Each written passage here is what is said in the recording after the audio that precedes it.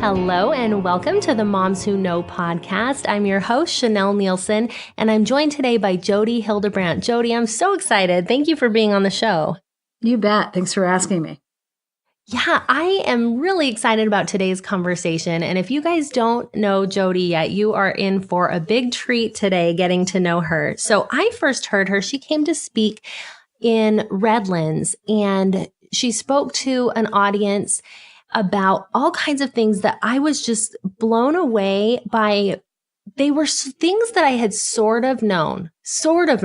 And then when she put it in the way that she puts it, just really brought it home and made it real to me and made it usable. And that's what I get really excited to share those kind of things with my audience, because the things that you taught us that day, Jodi, are things that we can put into practice. And so I'm excited to have this conversation and to share this with people. So to start, let me tell you a little bit about Jodi, and then I'll turn it over to her and she can fill us in on some more details.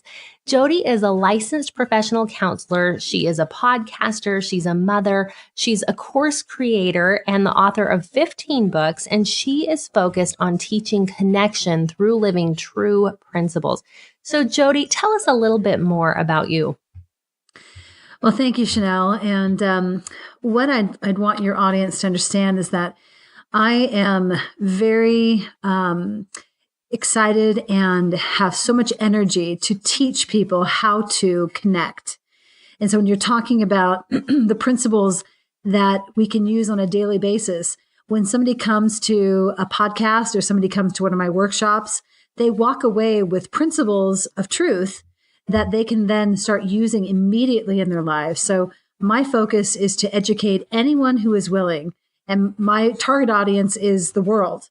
Teach people how to connect, because every single person wants and desires to connect, especially with people that they love, and they just don't know how to do it. And so we try desperately, and we walk away oftentimes thinking, God, that didn't go right, or I feel weird, or I don't feel like they understood me, or I think they're judging me. And we just walk away not feeling really connected or feeling safe with the person. And so that is my desire. That is my goal as far as helping people understand the principles of connection and then learning how to actually apply those in their life. I love that. It's something that we all need, and we all feel it. Even if we don't know that we need it, sometimes we feel it when there's a lack, and we might not be able to articulate why, but we feel that lack. And so I think that connection is something that we can all resonate with, because we all say, yes, of course, we want deeper connection. That is something we all want. So to start with, I want to talk about a concept I heard you talk about that night, and that is shame and guilt. So let's talk about the difference between the two. I think sometimes we use them interchangeably. So teach us about shame versus guilt. Mm-hmm. Very true. So those two words are used oftentimes as synonyms, and they are actually 180 degrees away from each other. So let me put shame and guilt in the context of connection. When I am able to feel remorse / guilt / regret for the things that I have done, then I feel connected. Juxtapose that with when I feel emotion or bad for who I feel that I am, that is shame. So the difference between those two is that guilt critiques our behaviors. Guilt says, I've done wrong, I've made a mistake, I've erred, I've offended, I've harmed. It's all about critiquing behaviors of the human family. In comparison to what shame says is, I am a mistake, I am wrong, I am bad. And so it critiques the soul of the person. It attacks the soul of the person. And it creates this belief and then this horrific feeling that there's no way to change, that I'm stuck, that I'm trapped, that I cannot be any different than I already am.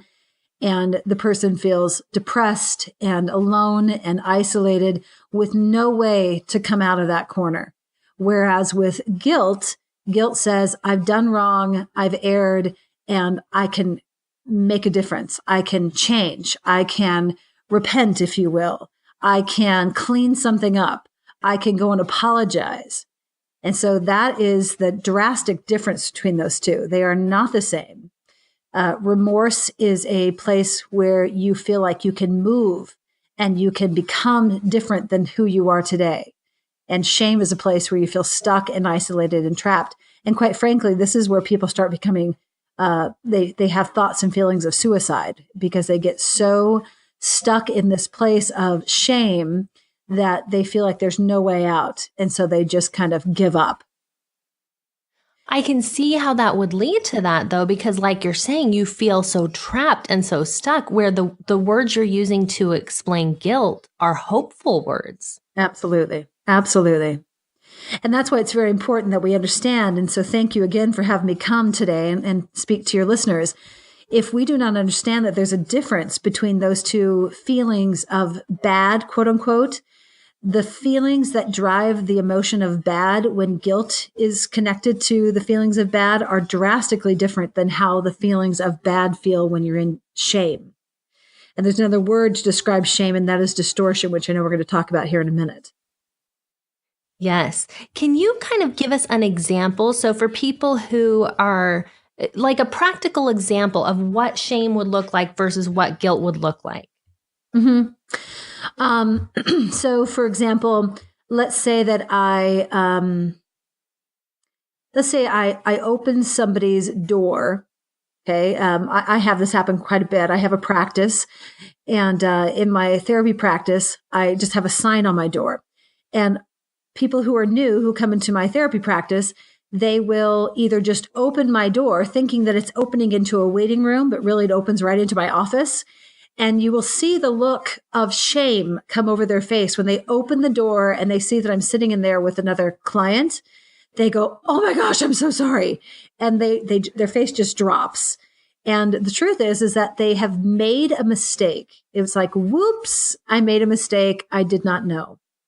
And that would be an appropriate time to feel remorse or, like unfortunateness and maybe even guilt, versus feeling shame. Shame says, I'm stupid. I'm dumb. I should have known better. What's wrong with me? I look like an idiot. That is the aggressive nature of shame. And so you can never come back from that, because if you are stupid, horrible, terrible, dumb, you can't change that. It's just something that you feel like you are. Whereas if you make a mistake, you can say, that was a human error, and I have permission to make errors. Whereas shame says you are a mistake. So that's kind of just like a garden variety one. And you could have all sorts of different examples of whether you've made a mistake or whether you've actually done something that you think was inappropriate. Let's say that I have a neighbor, and the neighbor's dog just barks incessantly. And one day the dog comes over into my yard and I get really, really upset. And so I just kick the dog, and my neighbor sees that I kicked their dog. And so I've done something that is not really something that I believe is appropriate. And so instead of feeling bad about making a choice that was contra to what I believe in and feeling guilt or remorse, I go into this place of shame and tell myself that I'm a bad neighbor and they're never going to like me, and that I deserve for them to be upset, and they have every right to say mean things about me. I go into this place of shame / distortion. And it's very difficult to come out of that place of shame, because it is this posture that I pick up that says, even though I did something wrong, it means I am wrong and I am bad. So very dangerous, destructive. And you can see how that kind of thinking, when I go into shame, if I stay in that space, you can see how eventually I want to just give up and quit. And why, people who feel actively suicidal get to that spot, because they stay in this place of distortion / shame for months and months, if not years and years. And then at some point they just say, I'm done. Yeah, it makes sense. And as I'm hearing you describe the difference here between shame and guilt, tell me if I'm on the right track. It sort of sounds like shame, and you mentioned getting trapped and getting stuck, but it leads on to other thoughts. So with guilt, where you can say, darn it, that was stupid. Why did I kicked the dog, and that was a dumb thing to do. And then with shame, instead of just taking that experience and moving on, you're continuing that thought, that cycle of, I'm so stupid. I did, I am an idiot. My neighbor saw me, and you continue on. Does that have anything to do with this and with distortion, that process of carrying it on? Absolutely.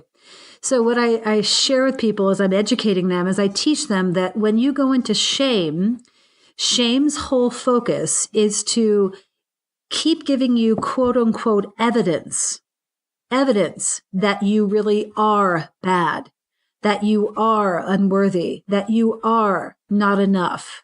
That's the whole focus of what shame does. So when you say it continues on, it does. And so as I continue to live my life, or live, during my 24 hours, I only see things that reinforce my shame. So not only did I kick the dog, but I was late to my picking up my daughter from swim practice. And then I came home and my husband was disappointed because I didn't get dinner on the table on time. And so these are all evidences, quote unquote, of how unworthy, how unlovable, how not enough I really am. And so again, this is how destructive shame is. You can't get away from it because it keeps speaking to you and saying, you see this, you did this, and you did this. And when you do these things, it means you are bad and unworthy and dumb and insignificant and not enough. And let me just say one thing about that as well. And I know we're going to talk about distortion, which is connected to shame. Shame also shows up as very arrogant. So it can show up as, I'm bad and unworthy and no good. And it can also show up as, I'm better than, I deserve, I get everything right, I'm special, I'm unique, I deserve to do whatever I want to do, I don't have to follow the rules. And so you can see those contrasting presentations. Both of them are being driven by shame, and shame means that it's a lie. It's not in the reality. And so a lot of people get confused when they see somebody show up really arrogant and cocky. And it's like, well, what is that? Surely those people don't feel less than or no good. And the truth is that presentation of arrogance is a big cover for how afraid they feel that they are unworthy and bad and no good. And so both of them are presentations in this place of what I call distortion, which is dishonesty. And it violates the reality, the truth of who they really are. The truth is that they are human, and that they are vulnerable to make mistakes, and that they do make mistakes. And because of that humanness, they need to ask for help because they can't do things all by themselves. But distortion/shame does not allow them to be human. It says, if you do this, then it means this about you. And that is the danger of shame. And that is why it is so important that we're all educated to really understand what responsibility is. Because if I don't know what I'm responsible for, then my distortion/shame just keeps telling me, oh, you were late to pick up your daughter? That means you're a bad mom. Oh, you got the cereal that your son says he doesn't like? That means you don't care about your son. Oh, you burnt the eggs this morning? That means that you're a horrible cook. I mean, it just goes on and on and on. You hear hundreds of shame messages during the day if you don't know how to, one, recognize them, and two, reframe them back into what I call truth by taking responsibility for what the reality really is. That's so powerful, because we can all have that spiral, and it starts to happen, and we get into distortion. So distortion, you just defined as being dishonesty and part of the shame cycle. Is there more to distortion that we should know about? Yeah. So distortion is a word that I pulled out of the vernacular to describe what shame actually is. So shame and distortion are the same as far as how it acts out. But what I noticed is, as I was teaching people about shame, people were having a very difficult time grabbing onto that word. Like, what does shame mean again?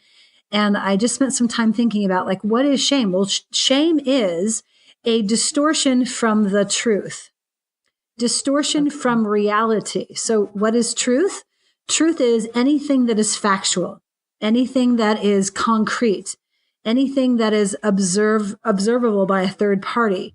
things that are objective, things that are everlasting, things that are eternal. That's what truth is.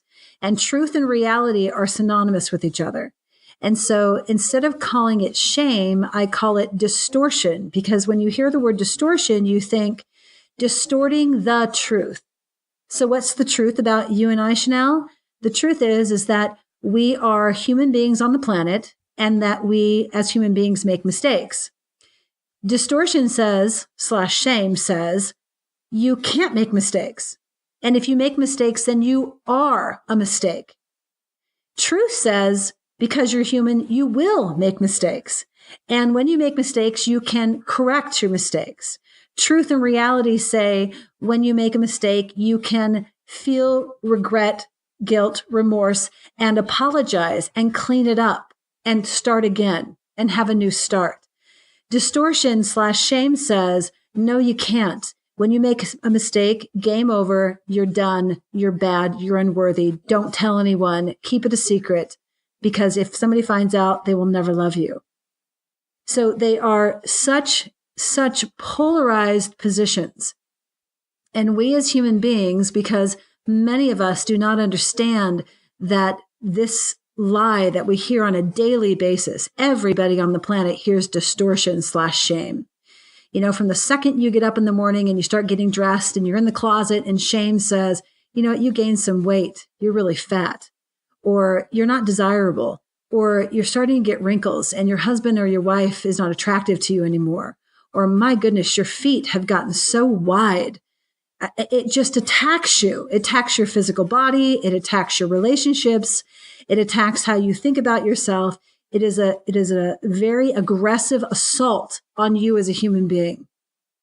Whereas truth /reality is about you being willing to go through your day and accept the experiences that are happening and accept that you're vulnerable and accept that you have weakness and accept that you're going to make mistakes and accept that you need help and accept that you can apologize and you can clean things up and accept that you're going to be sad and accept that you're going to be disappointed. And so just to be willing to accept that you're going to have experiences during the day. Some of them are going to be sad or uncomfortable, and others are going to be really pleasant. But if you're willing to stay in the truth, and every time distortion /shame comes over and says, oh, you did this, it means that you're bad and unworthy, you say, no, there's no truth to that. If you can understand that that's how you're being attacked, then in the second that shame says or distortion says, you know what? That was a really stupid decision you just made. You shouldn't have done that. Those people are going to think that you're really dumb now, right? I mean, we all hear this. Yes. The second that happens, you can say, stop. Say your name, Jodi, stop. There's no truth to that. The truth is that I made a choice, and that was a choice that I felt was the best choice to be made. It doesn't mean it's right or wrong. It just was my perception, and I decided to make the decision, and we'll see how it plays out.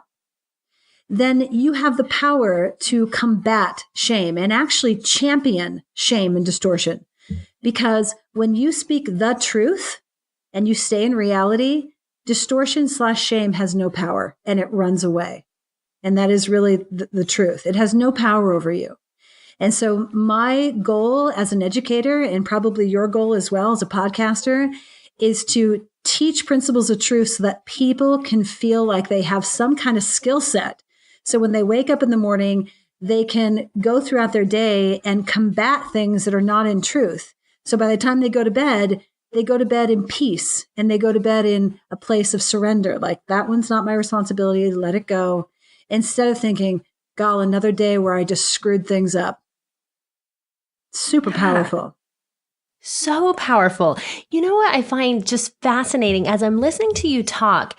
Whenever you use these words that describe shame, I can feel the heaviness of that. Mm-hmm. And I think it's because, it is heavy, but also because I recognize it. I recognize those shame thoughts from having had them, and we've all had them. And so I feel what that feels like. And then when you start talking about reality and truth, it's like that weight starts to lift off. And if we can put that into practice, when, like you said, we can say, stop stop, that's not reality. And we can call ourselves out on those thoughts. We can lift that weight. And that is powerful because we don't have to live with that all the time. Right. And it's instant, Chanel. It is absolutely instantaneously. When I hear distortion come into my head, which it happens every single day, I will say to myself, I'll either laugh and go, I don't think so. and I'll, now my distortion knows it doesn't have any chance with me because I just go, get out. There's no truth to that. But sometimes I'm really vulnerable. Like, let's say that I just took a test and I didn't feel really prepared for it. So I feel vulnerable and I get a grade that I'm not really happy with.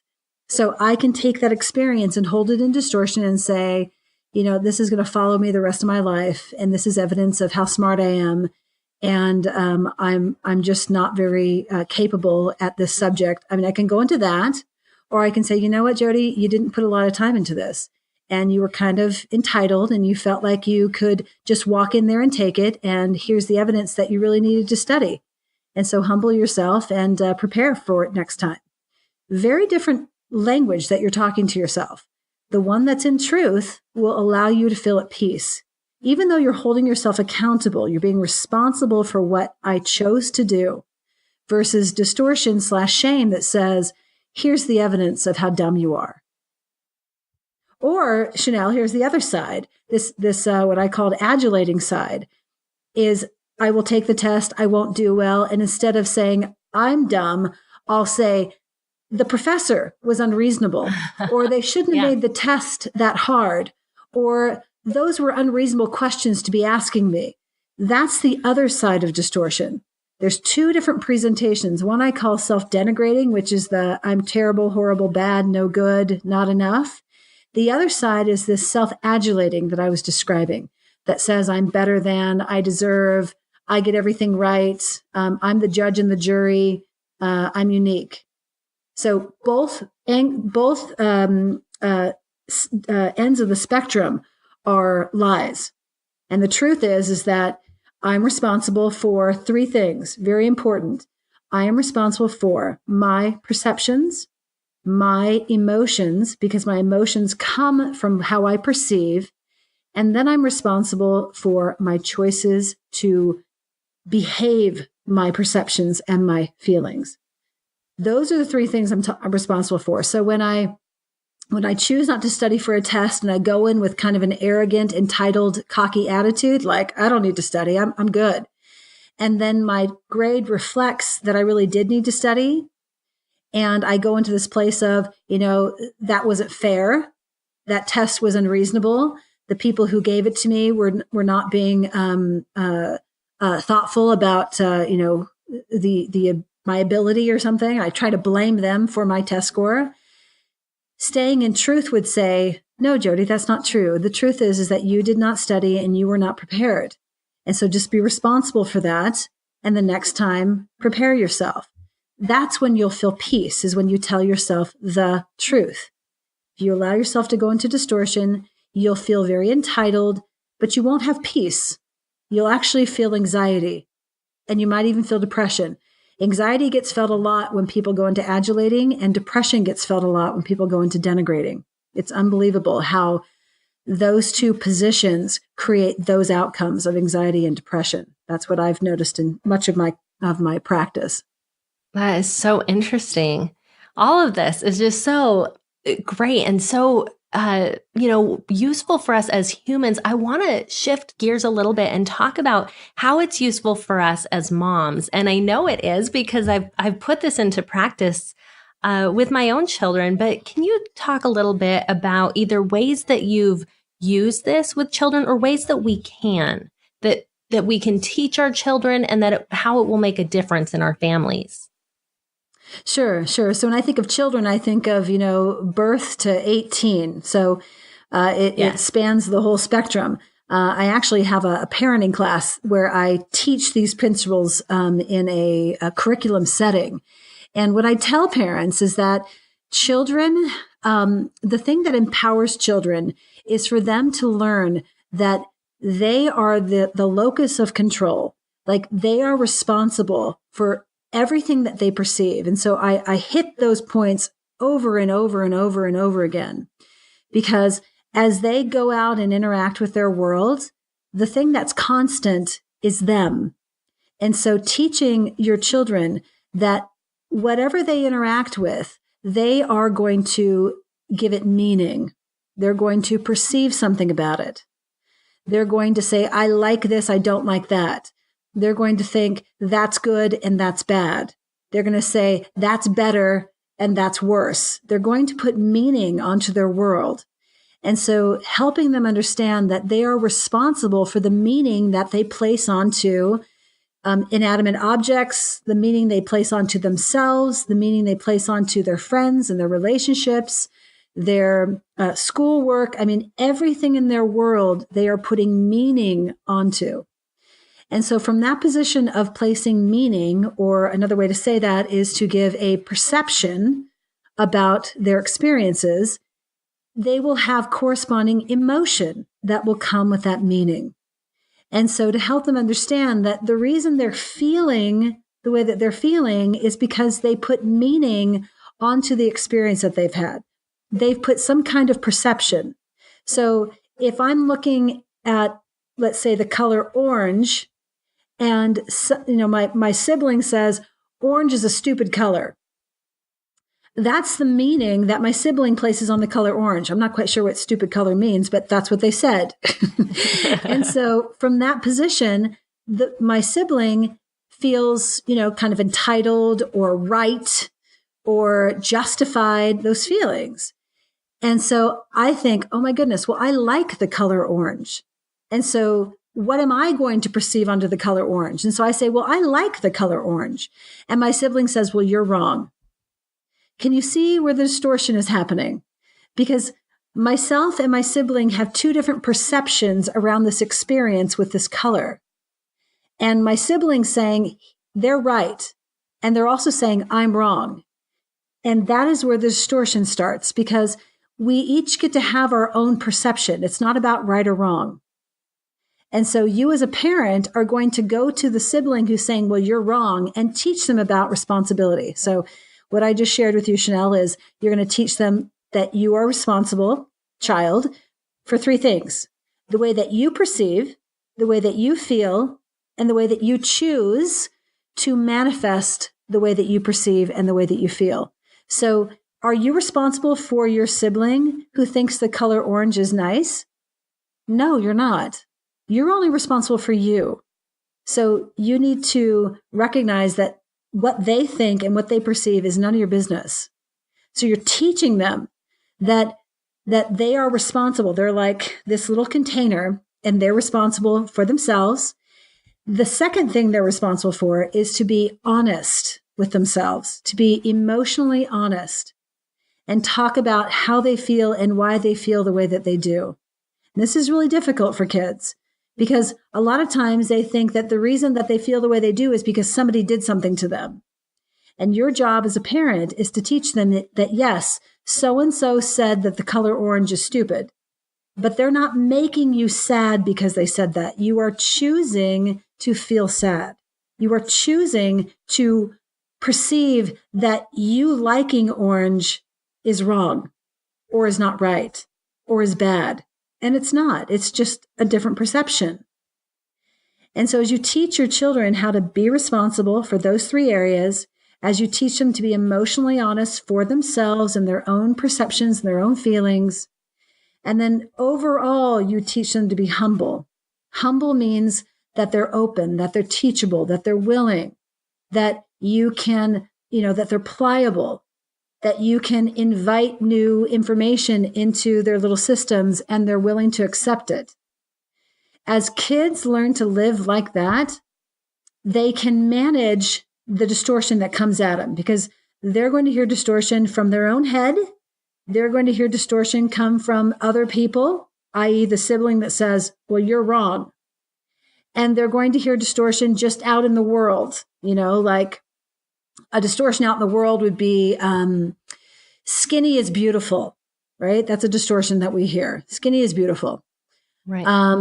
Or, if you're tall, then you're more athletic. I mean, just these statements that are just ridiculous. And so teaching your kids about distortion so they understand that it's real and that they hear it, and then teaching them how to combat it by teaching them how to stay in truth by being responsible, emotionally honest, and humble.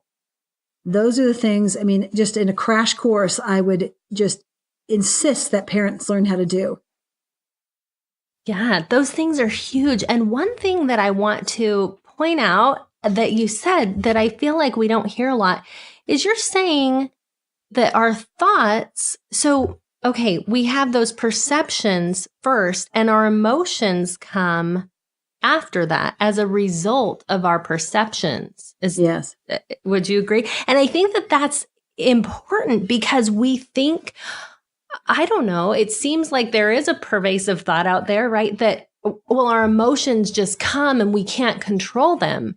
And yet if we have this added piece and we're saying it's due to how I'm perceiving the situation, then that puts us, like you were saying with children, but it's true for all of us. It gives us this sense of, oh, well, then I can be responsible for this and I can change how I perceive and I have some control and some choice instead of just, oh, well, I have this emotion acting on me and that's just how it is.